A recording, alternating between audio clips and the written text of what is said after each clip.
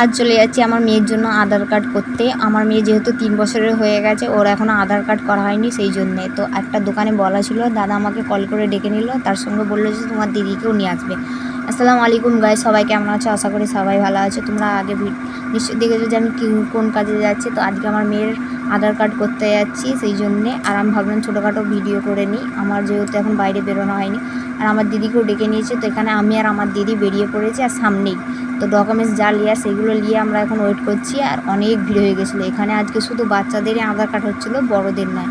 একজনের বাচ্চাদের করতে 300 টাকা করে নেয়, বড়দের 500 টাকা করে নেয়। তো এখানে ওয়েট করতে বললো, এখানে একজনের হওয়ার পরে আমাদের দিবে। তো প্রায় 15 মিনিট ওয়েট করার পরে আমার ফাইনালি মানে নামটা ডাকলো। তো এখানে আমার ফিঙ্গার নিয়েছিল, আমার মেয়ের ফেস নিয়েছিল। আবার একটা জিনিস বলে দিল যে এখন আধার কার্ড করছে, আবার 5 বছর হয়ে গেলে আবার একটা করতে হবে।